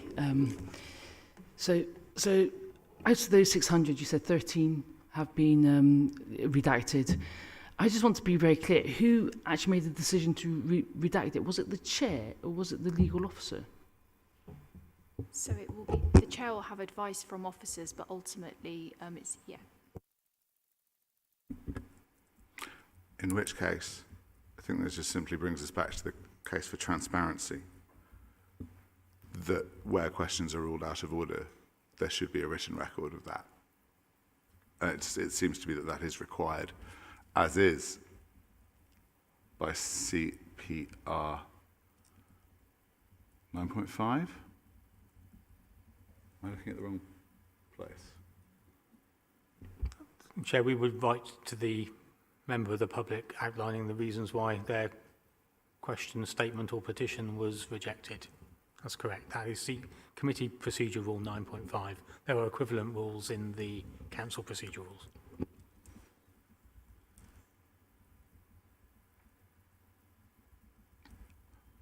I've just noticed that your version of 9.5 and mine are slightly different, which is, oh, CMR 9.5.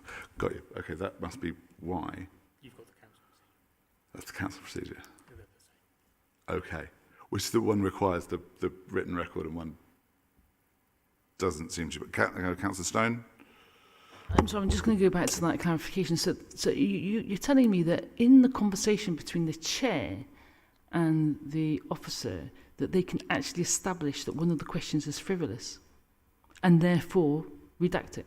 Because if that is the case, then we need to tighten up on the reasons why we're removing these statements and questions. Thanks, Councillor. I'm aware that we have 2 minutes left and a whole other agenda item to go, which we're simply going to have to move to the next one. It's not, the delegations to officers is not one that's been particularly contentious, I would say. So final statement from Councillor Reddy before I bring the meeting to a close with a proposal. Thank you for your forbearance, Chairman. I had one issue which came up at this full council this March. I promised to raise it here. Over the years, I presented small petitions up to one of over 10,000 constituents. Never had a problem. This time, I submitted a small one for a small cul-de-sac in Highridge, and it was signed by 16 householders of every dwelling in the cul-de-sac. And when I scanned it and sent it to the DSO, he said, we used to be able to accept this, but since the change to the Constitution, petitions under 20 residents are not acceptable. My view was I wanted to actually put it on the record and submit it transparently rather than email the officers. So I wonder whether Tim could comment, could we remove this, return to the previous situation where we accept any petitions which are not defamatory, etc., etc.? That's the first I'm aware of that. I'm just checking our petition scheme rules, if you give me, unless Lucy's got the information to hand. I'm just checking, members, but I suspect that actually, so it does indeed say that in the petition scheme for petitions from a member of the public, but I suspect that a member petition probably doesn't have a lower limit, but I just need to check. It might just be that... I don't want to delay the meeting. Let's take it offline.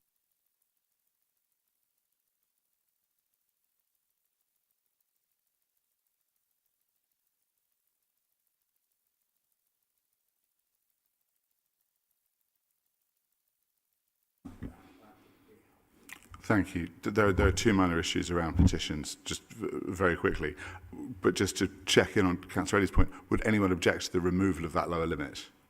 Just simply as a matter of course. I don't see any objection to. Great. The other was an issue of, I believe, possibly even drafting error or misinterpretation of the previous iteration of this committee, which was to say that for some reason there was a limit for allowing a policy committee to hear a petition rather than the threshold above which it must hear that petition was set. As in, if you, as written, it almost seemed as though if you couldn't get 300 signatures, a policy committee wouldn't be allowed to hear a petition. I believe the intention of the committee model working group was to ensure that if you get 300 signatures, it must be heard by the policy committee. Unless anyone objects, I'm just going to ask that that be corrected.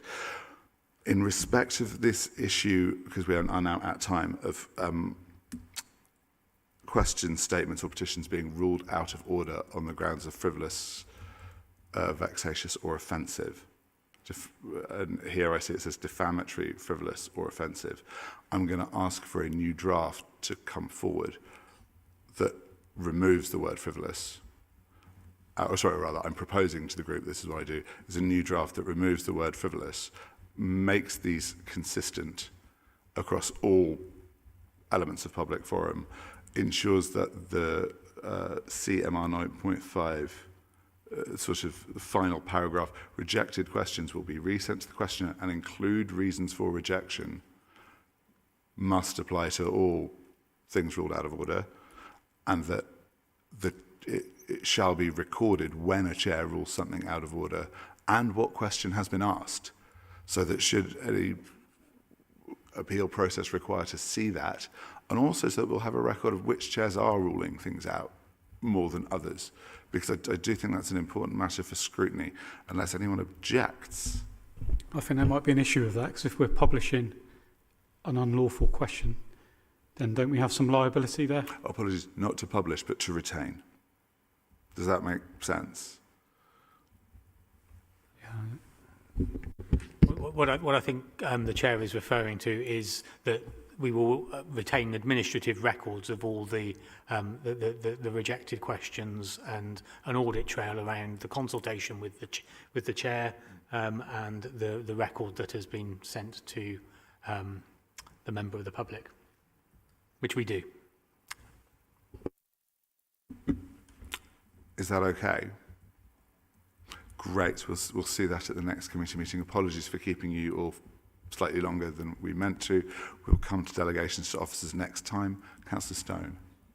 I wanted to have a conversation or debate for the next meeting, make sure it's on the agenda, for the amount of questions. I think you brought it up, Councillor Dudd, whether 3 questions is adequate or 2, etc. And obviously, how many supplementaries. I will invite members to bring proposals in addition to the next meeting, and feel free to avail yourself of officers as well, so that if there are motions, as it were, to the next meeting, those can be put on the agenda ahead of time.